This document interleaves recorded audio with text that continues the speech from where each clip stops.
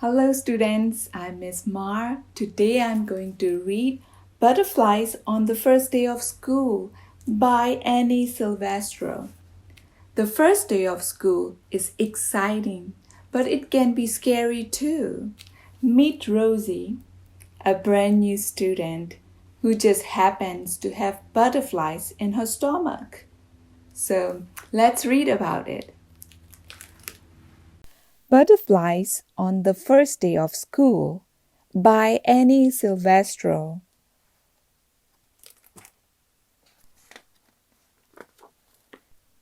A month before school, Rosie picked out her very first backpack.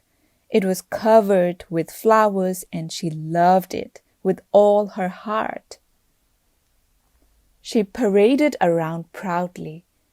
"Don't worry," she told her sister, Emily. "Someday you will be big enough to go to school like me." Rosie practiced raising her hand, writing her letters, and saying her teacher's name. She couldn't wait to start school. But the night before her first day, Rosie couldn't sleep. In the morning, her belly hurt. She didn't touch her chocolate chip pancakes. "Maybe I'd better stay home," said Rosie. "I don't want Emily to be lonely."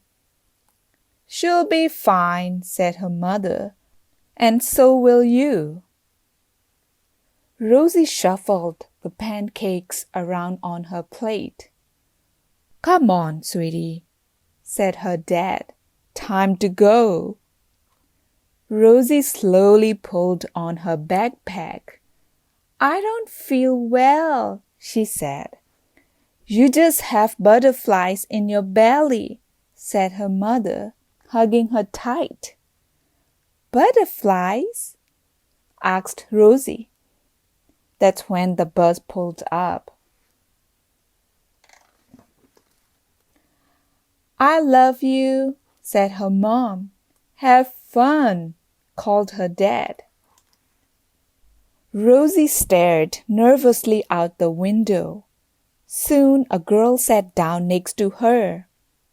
"I'm Violet," she said. "What's your name?" "Rosie." As she spoke, a butterfly flew from her mouth. Rosie clapped both hands over her face. "Are you okay?" Rosie nodded.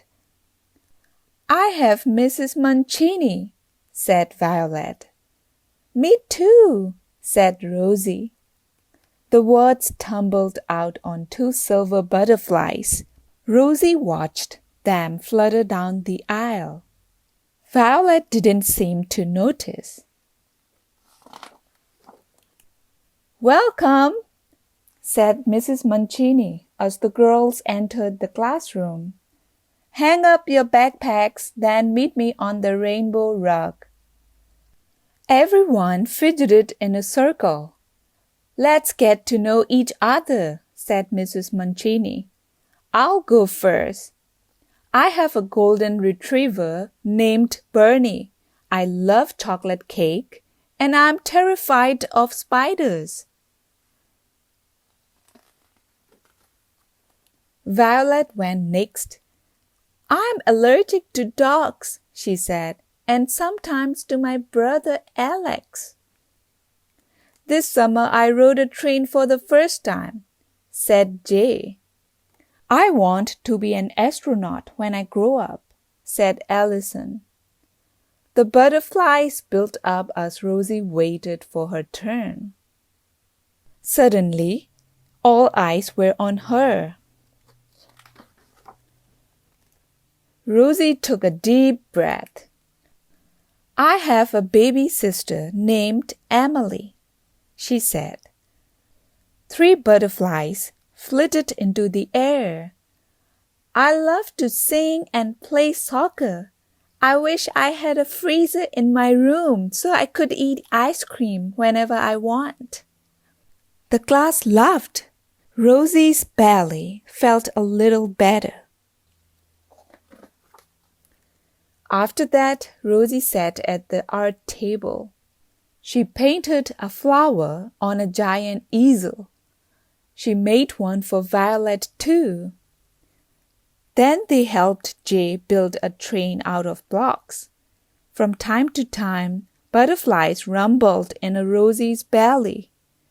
Occasionally, one or two slipped out, but by recess she could barely feel them anymore.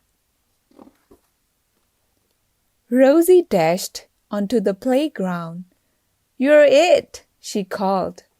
Everyone raced around playing tag. But one girl stood alone under the oak tree. She held her hands on her belly. Rosie walked over to her. "Wanna play?" she asked. The girl nodded. "I'm Rosie. What's your name?" "Isabella." As she answered, butterfly after butterfly soared into the sky. Isabella looked up, amazed. "Feel better?" asked Rosie. "Much," said Isabella. At the end of the day, Rosie waved goodbye to her friends. She ran off the bus and leapt into her mother's arms. "School is so fun," she said. "Violet has a flower named like me, and Jay built a train out of blocks, and Isabella had butterflies too." Her mother smiled. "I can't wait to hear all about it," she said. The words floated out on a shimmering butterfly's wings. The end.